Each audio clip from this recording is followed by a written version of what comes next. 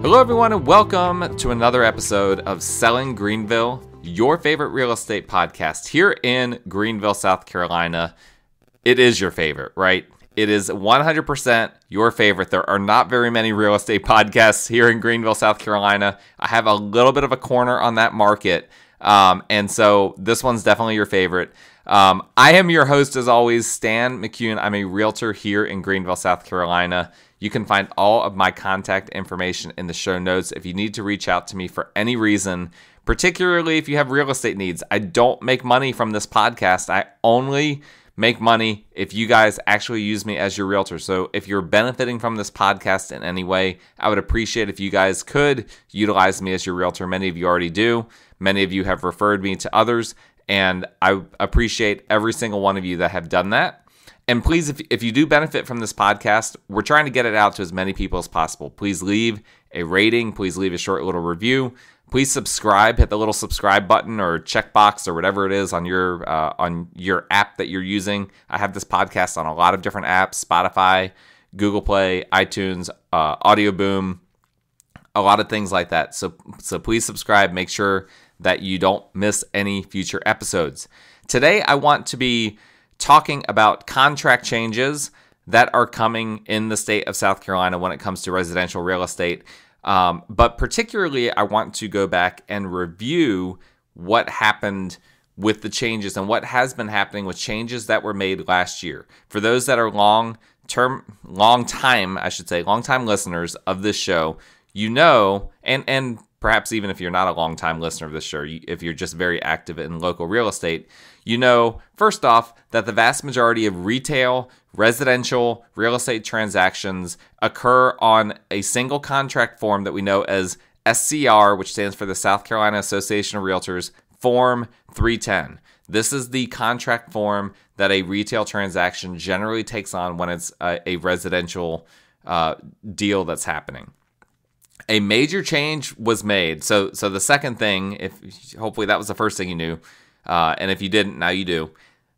The second thing that you might already know, so if you do, I apologize, but for those that don't, last year, a major change was made to the section dealing with inspection and repair rights. And we used to have multiple different options for what an inspection period would look like for the buyer, and that was just changed to a simply straight due diligence period. All right.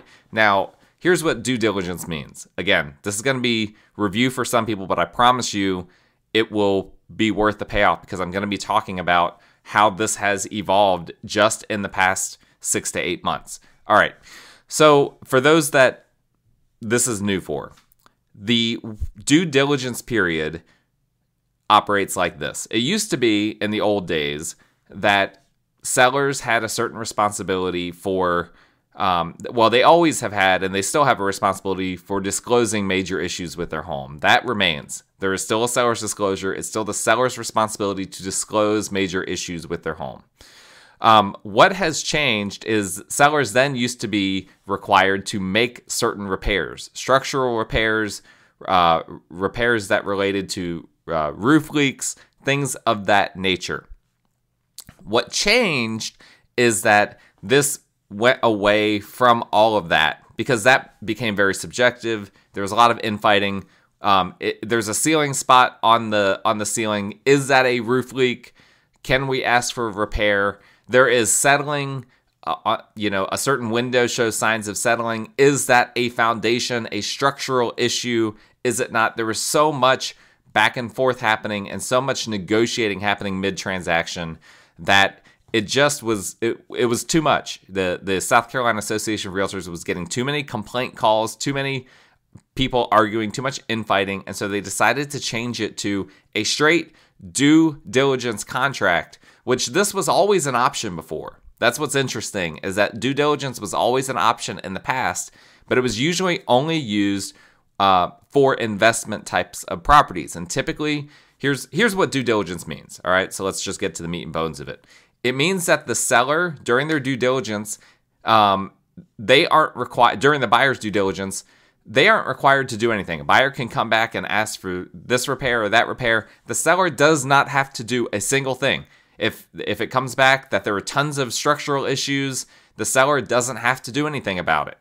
Now, what is the buyer's leverage? Well, the buyer, if the seller can't do anything or chooses not to do anything, the buyer can then back out. And then it's the seller's obligation at that point. Now they have to disclose those issues that were discovered. And if there were issues that the seller knew about and didn't disclose, now they're potentially up for litigation. They could be in legal trouble for not disclosing things to a buyer. And now the buyer has costs. They have inspection costs. They've now been out of the market and possibly lost out on homes that they could have been interested in. Now there's a potential legal issue that the seller has to deal with. It sounds like, okay, well, that sounds like it's way too buyer friendly. Well, there's leverage that the seller has as well over the buyer. And that leverage comes in the form of a termination fee. This contract, it doesn't have a standard termination fee. It's a blank. The blank has to be filled in.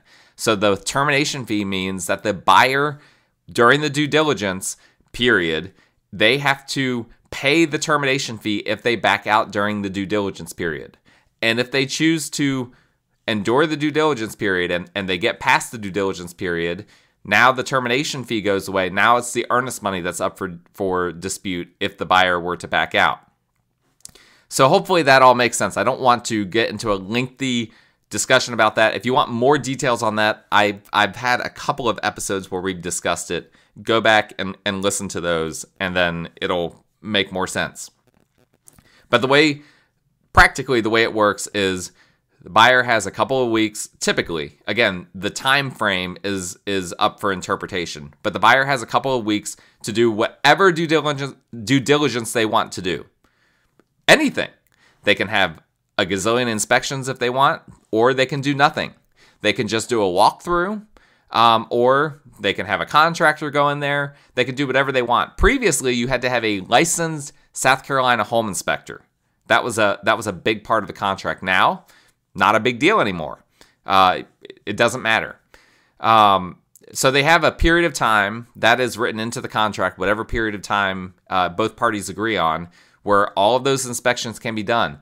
And then, and this is important, before the end of the due diligence period, the buyer has to tell the seller whether they want something out of this. And that something can be literally anything. It can be, I want you to do this list of repairs. It can be, I want you to come down on the price. It could be, I want you to pay some of my closing costs now in lieu of repairs. Obviously, you don't put that into the contract because lenders don't want to see anything in lieu of repairs. But functionally, that is, everyone understands and agrees that that's what's happening. Or it can be any combination of those things. So it could be the buyer might not ask for anything. Maybe the buyer asks for a home warranty. I mean, literally anything can be renegotiated during that due diligence period. The seller can agree to it. The seller can not agree to it, or there can be some kind of a compromise that's made. And again, the primary leverage that the buyer has in this situation is that if the seller, let's just say the seller says, forget it, I'm not doing anything, then the buyer, really their only leverage is to back out. And if they do, then they have to forfeit that termination fee, whatever was agreed upon. So we've now been in this system for several months, and I have seen a lot of different ways that this has played out. It's very interesting. When it first came out, I said this, and you can listen to this on my previous podcast where I've discussed this, is that in a seller's market, this is a very seller-friendly way of structuring the inspection period. And in a buyer's market, it's very buyer-friendly. And here's why. Because it's completely open-ended. Because in a seller's market, the seller can ask for a really high termination fee and basically make it to where the buyer has tons of skin in the game. Whereas in a buyer's market, when sellers are not getting a whole lot of activity or a whole lot of offers, then the buyer can present an offer. They might have a $0 termination fee. They might be asking for what South Carolina Association of Realtors likes to call a free first look. Well, that means that they can back out without any repercussions. And so that's what we have here, is that what so I went to a lot of classes last year about this, and they would ask, do you think that this is more friendly towards sellers, more friendly towards buyers? And pretty much every time the class would raise their hand for the sellers. Oh man, this is so much more friendly for the sellers. But that was because we were still in the middle of this crazy sellers market with like 1 month of inventory, multiple offers on everything. Now that the market has shifted, and again, as I've said before, we are nowhere near seeing a buyer's market yet, but it's balanced out a little bit more. And so now that it's balanced out a little bit more, we are seeing a little bit, we're seeing this not to be nearly as seller friendly as it was before. And here's what I tend to be seeing as kind of the standard. Sorry, there was one thing I forgot to mention before. I need to go back and mention this.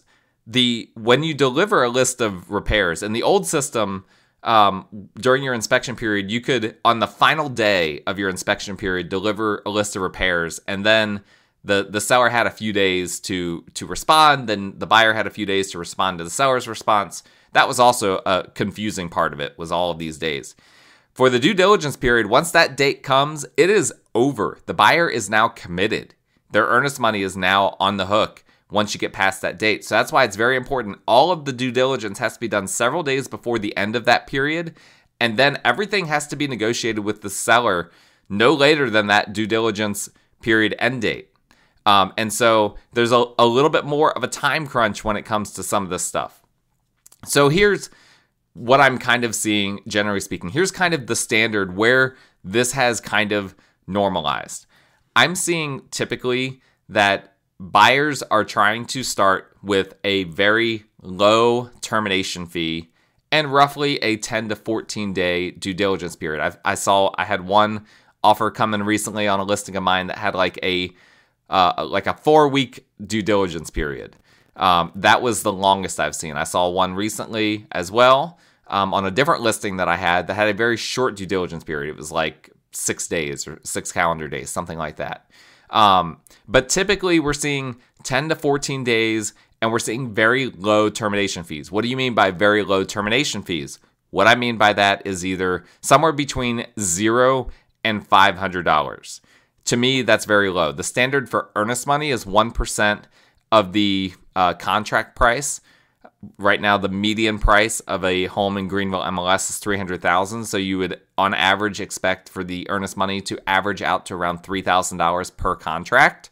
The termination fee, much, much less. Buyers right now are seeing that the market has shifted a little bit, and they're offering very little. But that being said, for my sellers, so for my buyer clients, if we're not in a multiple offer situation, that's exactly the strategy that I'm using, that I'm encouraging for them. Let's try to get this as low as possible to give you maximum leverage, right? Because if you have an easy out, then you have all of the leverage on your side.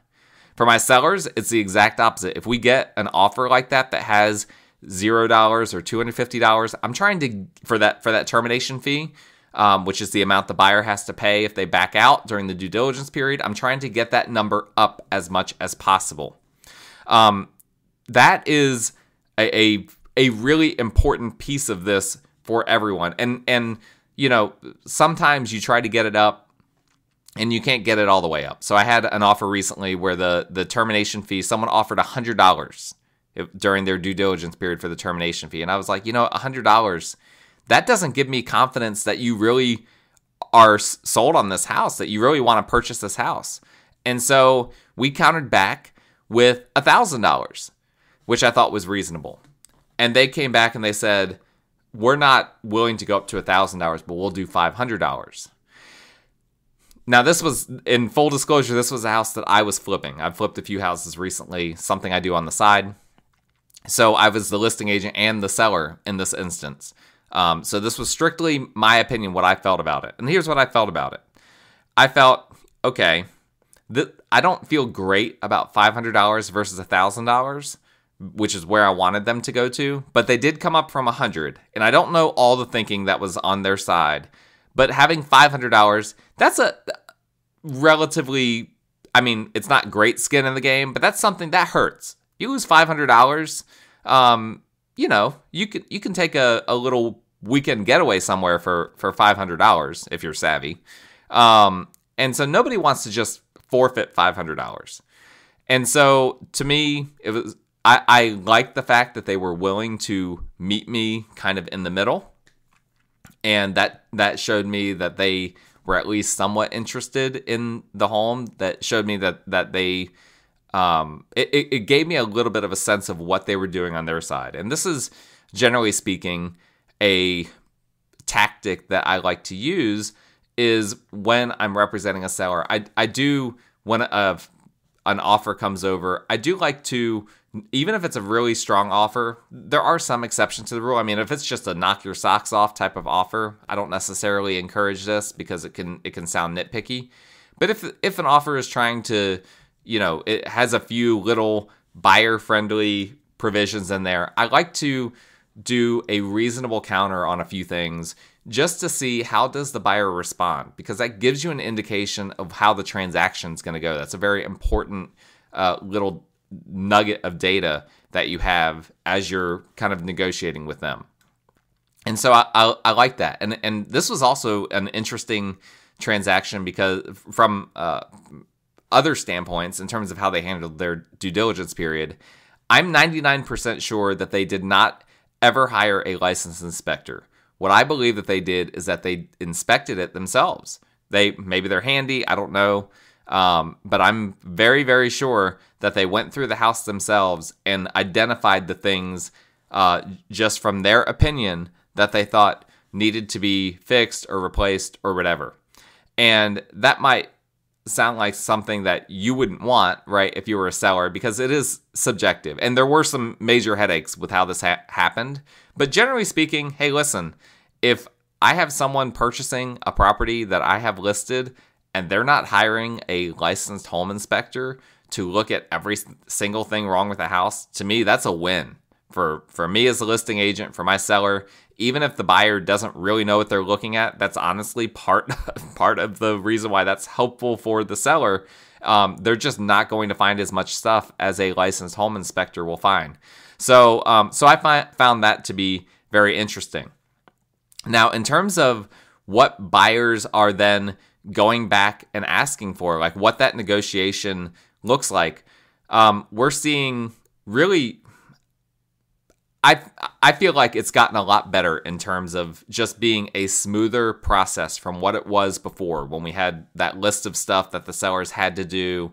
And then if they didn't, then the buyer could back out, all of that type of stuff. It has gotten, in my opinion, a lot smoother now. And what we're seeing is a lot more of, okay, here's a list of repairs. And then the seller looks at it and the seller says, you know what, I'll do 5 or 6 of these things, but I'm going to offer a home warranty for these other things. Or let's not worry about any of these things. Let's just do cash. Let's just offer the buyer just some cash at closing, and let's just wipe our hands of any of these repairs. In some instances, I have some buyer clients recently that we were talking about it, and for a variety of reasons, I didn't personally, and they agreed with me, I didn't personally feel comfortable asking the seller to make repairs because it was like they had done some other things in the house. There was some deferred maintenance in the house, and it was just kind of like, you know what? Do we really think they're going to do a good job on repairs if we ask them to do repairs? I was skeptical. So it's just like, let's just go back and let's just ask them to pay for some closing costs. And what I did, a little wrinkle that I did to make them feel good, because we still had several days left on the due diligence period, I basically included language from the repair addendum. I copied language, from the repair addendum that states once ratified, the due diligence period has essentially ended. That's not exactly how it's worded. It's very, very legally phrased, where it says something like the buyer's right to due diligence terminate this contract has expired or something like that. Anyway, I just copied that language and just pasted that into this addendum where we were asking for the seller to pay additional closing costs.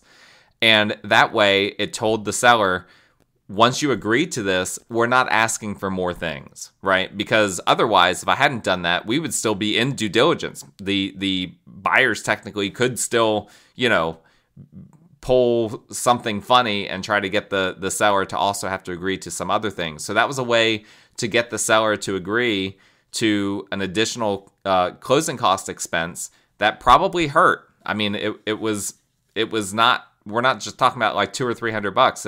It was a bit more than that. And so we helped to soften the blow a little bit by then saying, okay, this ends the due diligence period when all parties sign off on this. And again, I feel like so far the way this has gone, it has been a better system for everyone. Really, since the start of the new year, or maybe even going back a little bit further than that, I haven't seen a whole lot of termination fees higher than $1,000. It seems like that's kind of where things are cutting off, and specifically for properties that are below $500,000 in purchase price. I need to clarify that. For more expensive properties, that number is way, way higher. And there's still a lot of negotiating that happens in that instance. But for the vast majority of real estate transactions in the upstate, which are fewer than $500,000, we're seeing oftentimes those termination fees are not exceeding $1,000 because, again, we're not having even though we're not in a buyer's market yet, we're not having a lot of those multiple offer situations where people are having to go back and forth, having to compete on all of these different terms and all of these different things. But that is, for me, when I have a listing and I have, buyer's agents calling me and asking me, hey, what do you think that is important to your buyers? That's always kind of a weird fishing question because the answer is always going to be the same, right? They want the most money, the best terms, et cetera, et cetera. But what I always talk to my sellers in advance is with this termination fee is that's a major part of how we're going to assess offers because that tells you how much skin in the game the buyer has.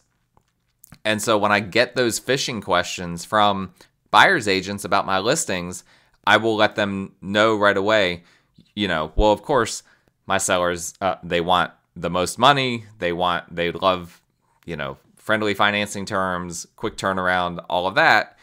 But we're going to put a lot of value on the termination fee in addition to these other things. Do not come in with a $0 termination fee and expect this offer to be seriously considered. It's just not going to happen. We're not in a position of panic.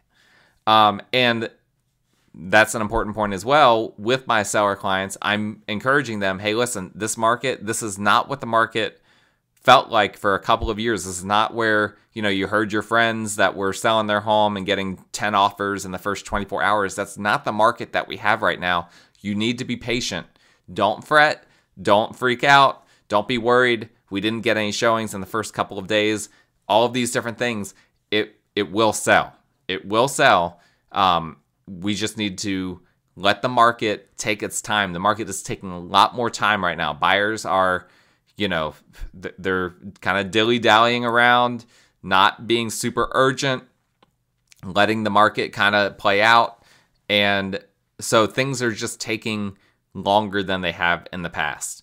But because of that, you need to make sure you don't need to then be like, okay, because things are taking so long, I need to surrender a bunch of these terms. No, it's not worth it. It's not worth it to go under contract, give a buyer an easy way out, and then in the end, you end up putting the house back on the market. You've lost potential buyers that would have been interested that went under contract for another house during that period, and now here you are in a situation where you took your home off the market for a couple of weeks and have nothing or very little to show for it. And so that's something that is really, really important to my sellers. I know I've mentioned that in the past as well. So as the market continues to shift, I think that we've kind of normalized for the current market in this being what it is. I think we're going to see a lot of $1,000 and below termination fees. That's all the skin that buyers are going to have in the game is $500, $250, $1,000, maybe in some cases $0.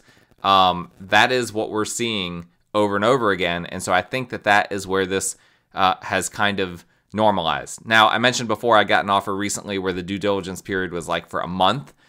No way. No way. There are no circumstances in which a buyer should have. I mean, even if I'm representing a buyer, I don't want a month due diligence period. Like, what are we going to do? Get the inspections done right away. You don't want to fool around with that kind of stuff. So, in an instance like that, if I'm representing the seller, we get an offer with a month-long due diligence period. I'm either just gonna suggest to my seller that we just counter that back, or I'm going to, if that becomes a big sticking point for the buyer, I want to know what is going on here. Like, why is it that you're requesting for that much of a due diligence period? That's just an abnormally long period of time to have something like that. Usually you can get all of your inspections done within really just a week. In most cases, there's no reason to need more than a week to get the inspections done. And then, of course, you need time to review, and then you need time to get with the seller, and then the seller needs time to review, and then they need time to respond. So usually 10 to 14 days is plenty of time to get all of that completed as long as you're on top of it. So that's another thing that I think people are still trying to figure it out. I think they're being told, I think a lot of agents are being told by their brokerages, hey, give yourself as much time as possible because this takes longer than before. You don't need to give yourself that much time. That doesn't make the seller feel great when the buyer has a month where they can back out of a contract. That's an abnormal way of handling this. So that is just my personal opinion on what I am seeing, boots on the ground, from all of this. Generally, this has worked pretty well. I haven't had too many instances of people trying to back out. I haven't had people trying to take advantage of the system. It's been a system that has worked well so far. I've actually only had one instance this entire time. Sorry, I shouldn't say one instance. I've had, because one of them was a property that I sold. So I've had in total 2 instances since we went in this due diligence model of people backing out and having to pay a termination fee. And one, I was representing the buyer, and one, I was representing the seller. And so I feel, 3 instances, man, I need to go back. I've not really thought about it too much. 3 instances. What's weird is that 2 of them were, one was an investment property that I owned that I was selling, and then another one was my primary residence. I had an instance where, so I moved the past year and I sold my primary residence, and we went under contract at first with one buyer, and they were, it was kind of a confusing thing, but they looked at it, and then we went under contract, then they brought their children over. Their children didn't like something about it, and so they backed out. So I've had 2 instances where I was on the buy side, one instance where I was on the buy side representing a client, and they backed out and had to pay the termination fee, which wasn't very much. It was like $250. And then at least 2 instances I can think of where I was on the seller side, where I've received, in both instances I was representing myself, I received a termination fee, had the people back out, and they had to pay a termination fee. And so that it's in relative terms with the amount of volume that I'm doing in terms of my buyer clients and my seller clients, that's not very many times for people to back out. Excuse me. Not very many times that people have had to back out. And so I think that means that, at least for me, the way I'm handling this, the system is working. Now, I want to real quickly discuss a few other major contract updates that are coming. This is not to Form 310, but this is to a few other things. I'm just going to go over this really quickly. South Carolina Association of Realtors, they are adding this year a vacation rental / short-term rental addendum. This is great, highly needed when properties that are Airbnbs are being sold. They need this type of an addendum that clarifies whether whether the seller is delivering rent rolls, whether the seller is delivering, here is the future bookings, all of that, whether the buyer is going to continue to keep this as a short-term rental, whether the fact that it is a short-term rental impacts, I believe it gets into whether it impacts financing, all of that. Great form, great addition. I'm happy that they're including that as part of this. Another one that they're adding is a new personal property addendum. Also a really needed thing. Personal property is defined in a lot of different ways, right? So for instance, the most common form of personal property is furniture and clothing, things of that nature, or if you have like games or TVs, all of that kind of stuff.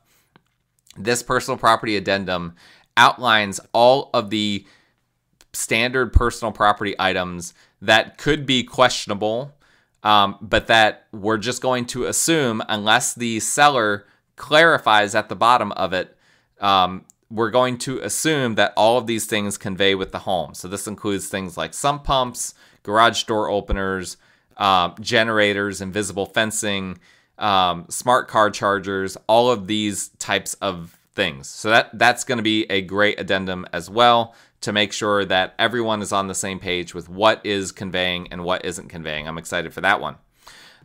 They are changing the seller's and buyer's agreement to occupy prior to closing, the buyer's agreement to occupy prior to closing. In other words, if a buyer wants to move into a house before closing, that is possible. And the seller's agreement to occupy after closing, if the seller wants to remain in the house after closing happens. The primary changes, there's a lot of lingo that's changing in these that needed to be changed a long time ago. I've actually complained about this in other episodes of this podcast. They finally did it. But the primary thing that they're changing is they're making these just 7-day agreements. And if buyers or sellers need to occupy prior to or after closing for greater than 7 days, then basically they need to get an attorney involved to draft up the language for that. So that's an interesting change. I'm kind of non-committal on that. I think that's going to create a little bit of a headache, but I understand why they're doing it. It makes sense. Once you start to get past 7 days, it can start impacting. There can start to be financing concerns. There can start to be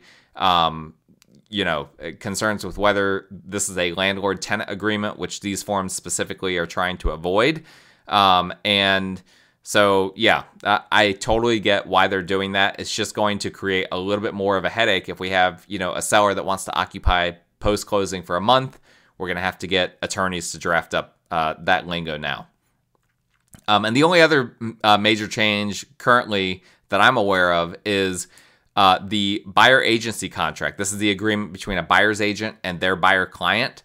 The way it appears to me, they are changing it. There used to be multiple options for how the buyer's agent gets compensated, and they have reduced the number of options greatly. There used to be this option where the buyer agent could simply accept whatever amount that they were getting paid out of the transaction. In other words, if the listing brokerage was offering $100, then the buyer's agent only got paid $100.